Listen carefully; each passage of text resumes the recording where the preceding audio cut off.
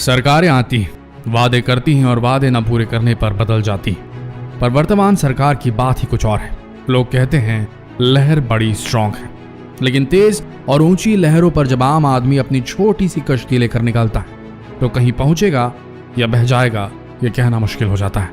लहर तो खूब स्ट्रांग है, पर बेरोजगारी के थपेड़ों ने देश के युवाओं की कॉन्फिडेंस की गत बना दी है। इधर लॉकडाउन की बद इंतजामी, कोरोना के खौफ से धंधा मंदा हो चला है, लेकिन जो वादे हुए थे गुड गवर्नेंस के वे कहीं खो से गए।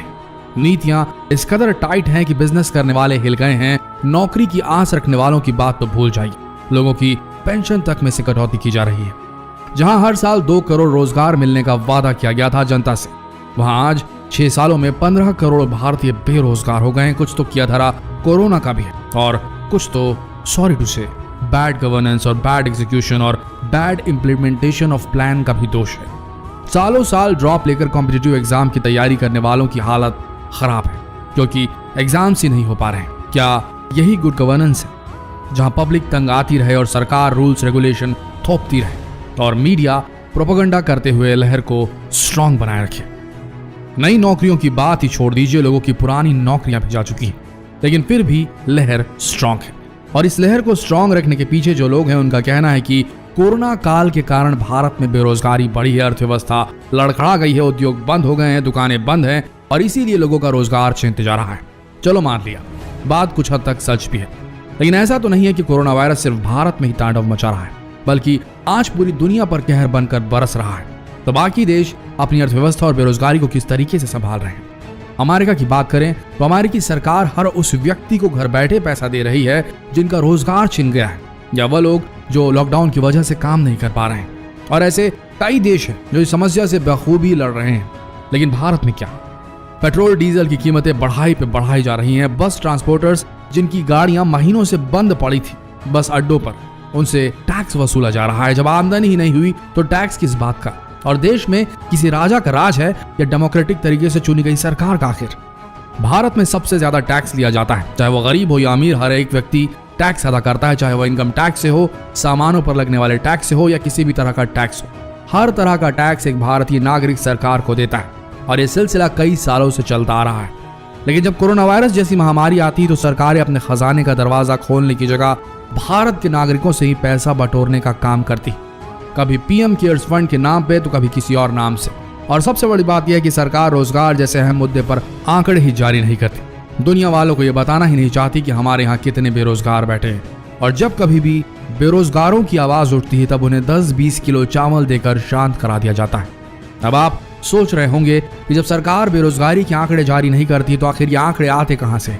तो आपको बता दें कि 45 सालों से एक संस्था काम कर रही है इस पर, जिसका नाम है CMI यानी कि centre for monitoring Indian economy. और ये संस्था 45 सालों से बेरोजगारी के आंकड़े इकट्ठा कर रही है। उसके हिसाब से बेरोजगारी सबसे ज्यादा है इन सालों में। आज की तारीख में चाहे प्राइवेट सेक्टर हो या गवर्नमेंट सेक्टर, हर कोई बेरोजगारी की मार झेल रहा है। बात करें ऑटोमोबाइल सेक्टर की तो यहाँ पर करीब 30 लाख लोग अपनी नौकरियां गंवा चुके हैं।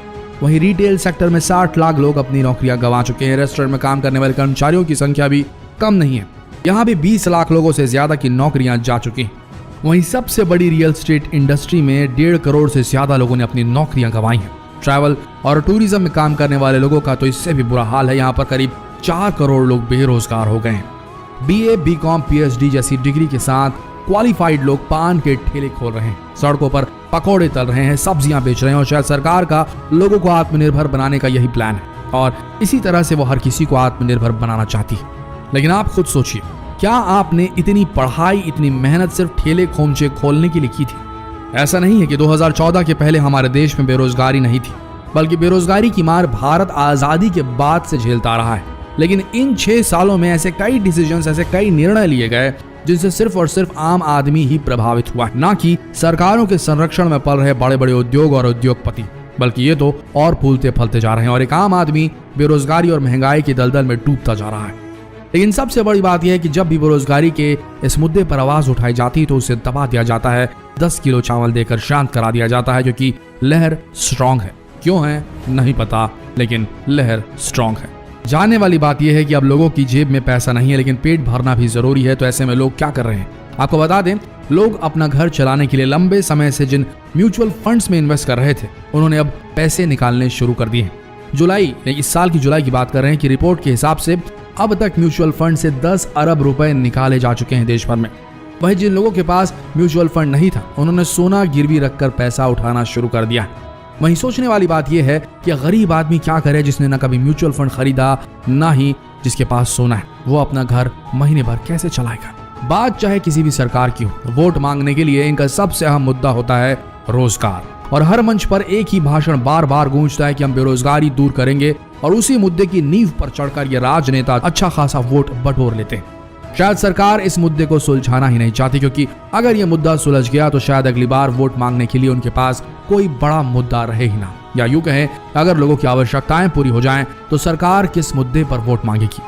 अगर सरकारें चाहें तो देश के बहुत सारे मुद्दों पर काम करके उन्हें आसानी से सुलझा सकती। सरकार चाहे तो स्कूल, कॉलेज, इंडस्ट्री खुलवाकर लोगों को रोजगार दे सकती है। अमेरिका और कनाडा की तरह देश में एजुकेशन फ्री करवा सकती है। लेकिन असल में जब यही सारे मुद्दे खत्म हो जाएंगे तो सरकारें वोट किस मुद्दे पर मांगेगी, ये बात समझनी होगी। हमारी माने तो अब टाइम आ गया है कि नौकरी किसी और की नौकरी, नौकर बनने की इस होड़ से भारतीय युवा अब अपने आप को अलग करे।